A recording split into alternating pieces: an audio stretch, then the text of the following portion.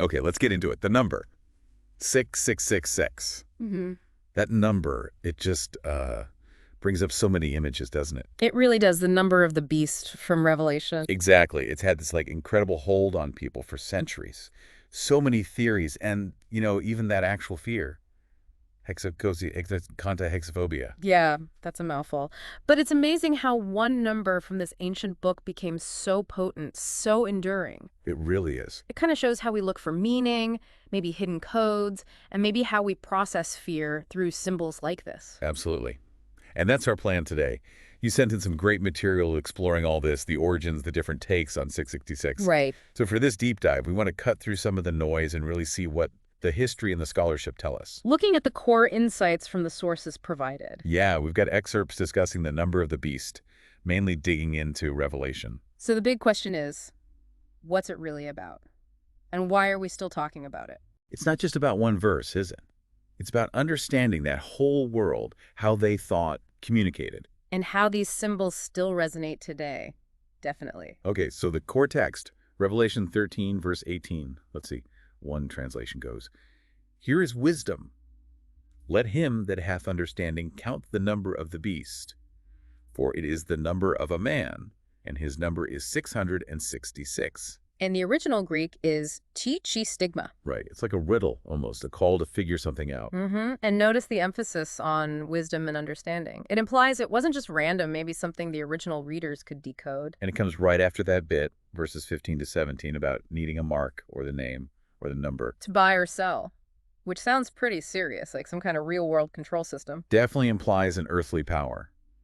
Now, this is where it gets kind of fascinating, like detective work. Go on. The source material points out that while we all think 666, some of the oldest manuscripts we have. Like Papyrus 115. Yeah, exactly. Papyrus 115, the oldest substantial bit of Revelation. Yeah. And also the Codex Ephraemi Scriptus.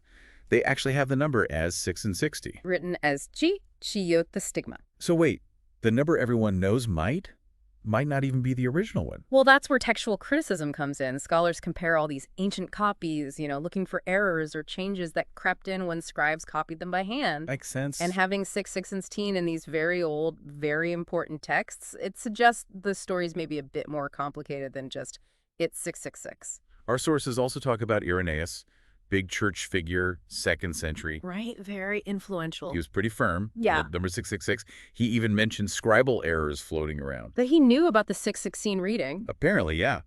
But he dismissed it. Said the people who knew the Apostle John directly confirmed 666. That's a strong claim, linking it back to eyewitnesses, or close to it. Then fast forward a couple of centuries, late 300s, Jerome is revising the Latin Bible. The Vulgate. And he also sticks with 666. Yeah. So it seems like this was debated even way back then. Yeah, Irenaeus' testimony is important for showing the early tradition. But finding those older manuscripts with 616, ones that actually predate Irenaeus, well, it complicates things. It does. It means 616 was definitely circulating early on, even if 6666 eventually won out, so to speak. The document mentions a few theories why 666 might have become dominant, like maybe an analogy. 888 is the Greek number for Jesus' name. Interesting. So 666 is its opposite, perhaps? Maybe. Or that 666 is a triangular number, the sum of 1 through 36. Ah, so play into the symbolic meaning of numbers, which was huge back then. Right. Maybe 666 just felt more symbolically weighty, besides any literal calculation. That's a really key point. Numbers weren't just for counting, they had meaning. So maybe 666 stuck because of those associations, not just textual accuracy. Okay, so we have this textual puzzle, Yeah. 666 or 616. Now let's look at how people interpreted it. And here, the source points to a pretty strong consensus among scholars. Which is? That the number likely points to the Roman Emperor Nero. Ugh, Nero. Okay, how do we get from a number to a specific guy like Nero? Gematria. Yeah. Or isopsophy in Greek. Right, the system where letters have numerical values. Add up the letters in a name, get a number. Common practice in Greek and Hebrew back then. So here's the kicker. You write Nero Caesar in Hebrew, using the spelling with the final end, NRONQSR. Yes, Add up the letter values, and you get 666. Wow, okay. That's pretty direct. But wait, remember 616? Yeah. If you take the Greek spelling of Nero Caesar, transliterate that into Hebrew, and sometimes that final end gets dropped NROQSR. Guess what number you get? Let me guess. 616. Exactly. 616. It's like Both numbers could point to the same person, just based on a slight spelling variation. Okay, that is compelling. It potentially explains both the number and the variant reading. Right. It strongly suggests early Christians might have used this code, sort of a hidden message, to talk about Nero, especially given the persecutions he started. Yeah, the source reminds Nero was the first emperor to really go after Christians back in the 60s AD. That suffering would absolutely make him a candidate for the beast in their minds. Hmm. And the preterist view of Revelation, the idea that it's mostly about events happening then, in the first century fits well with Nero being around when many think the book was written, before the temple fell. And connecting back to the mark, the Greek word used, charagma, Yeah. our source notes it was often used for imperial seals. No. On documents, coins, official stuff. Oh, okay.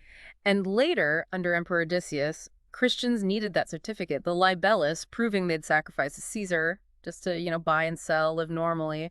So maybe that idea of loyalty to the emperor affecting your economic life started way back, even with Nero, Yeah. echoing Revelation's warning. It's a plausible link, suggesting the roots of that kind of pressure could go back that far. Now, the timeline, it gets tricky. Yeah. Lots of scholars date Revelation later, like AD 95. Nero was long dead by then. Right, so how does that work? Well, the source brings up the Nero Redivivus legend, this belief that Nero wasn't really dead and would come back. Ah, the Nero returns myth. That was pretty widespread. So maybe the number 666 or 616 kept being used as a code, but now pointed towards Emperor Domitian.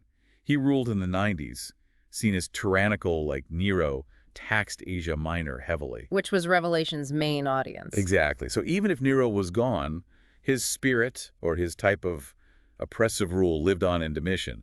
The symbol was adaptable. That makes sense for apocalyptic literature. The symbols are powerful and can be reapplied to new situations, new oppressors perceived as opposing God. So beyond Nero, which seems like the strongest contender, the sources touch on other gematria attempts, Oh yeah, people have tried to make it fit others. like Lejanos, Titan, Antimos, names like that.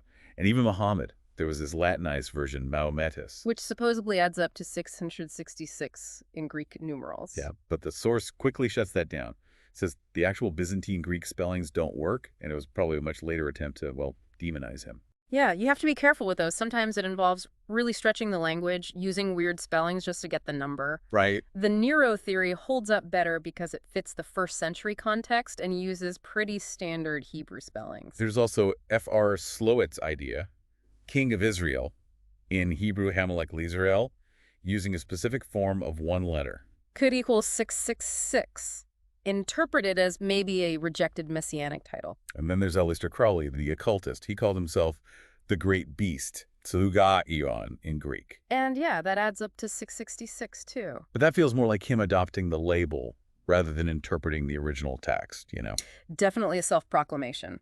These other attempts show how flexible gematria can be and how 666 got applied all over, often reflecting later agendas. Okay, let's shift gears. What about interpretations that don't use gematria? Good question. There's the idealist view. Which it says, It says 666 isn't a code for a name at all. It's symbolic. It represents, total incompleteness, falling short of perfection. compared to the number 7, right? Which is everywhere in Revelation. Exactly. 7 means completeness, divine order.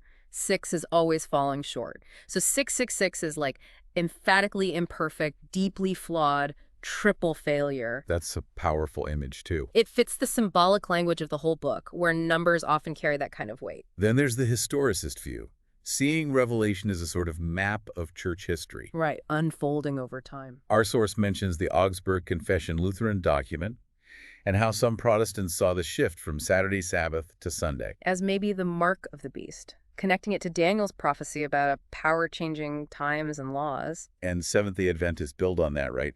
They see a future mandatory Sunday observance as the mark. Yeah, they distinguish the mark from the number 666. For them, the mark is about allegiance, specifically Sunday worship versus the Bible Sabbath. They have charts comparing Revelation's warnings to the Ten Commandments. These views show how different groups read Revelation through their own history and theological lens, finding relevance across centuries. Definitely, applying it to their context. What about the futurist view? Common among some fundamentalists. They tend to take the mark more literally, like a physical object needed for commerce in the end times. RFID chips, that kind of thing. Yeah, that's been a popular one. The source notes how fears about barcodes, or even recently, COVID vaccines and masks, got tied into these ideas. Wow. Even though authorities debunked those links. I remember Marjorie Taylor Greene calling vaccine passports Biden's mark of the beast. It shows how potent the symbol remains, easily pulled into current events and anxieties about technology or government control. But again, important to check that against the original context. Always. And it's not just Christian interpretations. The Baha'i faith connects 666 to the year 661 AD. When the Umayyad ruler Muawiyah I took power. Yeah, and imposed restrictions, a kind of mark on his opponents. Interesting. And Jehovah's Witnesses. They see the beast with 666 as symbolizing worldly governments united against God. And 666 itself, it just means gross shortcoming and failure, again, compared to the perfect 7. So many different angles, all trying to make sense of this one number and its associated beast. One more connection the source brings up. King Solomon. Solomon, how? Apparently, he received 666 talents of gold each year. It's in Kings and Chronicles. Huh. I didn't know that. A recent paper apparently suggested a link between the number and Solomon's wayward and unjust practices later in life. Okay, another layer. But even those authors admitted, like Irenaeus did centuries ago, that the ultimate origin and meaning. Still kind of a mystery. That uncertainty is almost part of the story now, isn't it? We have strong theories, especially Nero, but nailing it down definitively is tough. Absolutely. Okay, finally, let's just touch on the real-world fear. Hexacosio hexaconta hexaphobia. It's real. The phobia of 666, and even 616, or just the number 6 for some. The source gives some wild examples. Ronald and Nancy Reagan changed their address from 666 St. Cloud Road to 668. Wow, really? Yep, and U.S. Route 666, renamed Route 491. A spokesperson actually said, "The devil's out of here, and we say goodbye and good riddance." No way. That really shows the cultural power it has, how deep that association with evil runs. Totally. Then there's people worried about babies born on June 6, 2006. 0606. Oh, I remember that. A runner refusing bib number 666. A U.S. representative changing a bill number from 666 to 702. Just to avoid it. Church leaders in Papua New Guinea worried about election writs numbered 6666. Finnair renamed Flight AY666 to Helsinki. Flight 666 to HEL. Okay, I can maybe see why they changed that one. Huh. Right. And 666 Fifth Avenue in New York got renumbered to 660. Even a Polish bus line, number 666, going to a town called Helen, Right. they changed it to 669. It's incredible. These little acts of avoidance just underscore how much weight this ancient number still carries in modern culture across different places. So wrapping this up, it's clear the number of the beast is way more than just, a spooky number. Definitely not. We've seen the strong historical link to Nero via gematria, the whole 616 variant adding complexity, the symbolic readings about imperfection. And then the massive cultural impact. The fear, the superstition, all stemming from this one passage. It's really fascinating how this single phrase became this focal point for history, textual debates, symbolism, even psychology. It really speaks to the richness, maybe the deliberate ambiguity of Revelation itself and why it keeps grabbing us. Exactly. So considering all the history, the different interpretations like Nero or symbolism, the 6616 variant, the way it still affects people today, here's something for you to chew on. Okay. What does our ongoing fascination with 66 or maybe even 616 actually tell us, about how we relate to symbols, how we think about power, and maybe what we're fundamentally afraid of? That's a good question to leave things on. Definitely food for thought.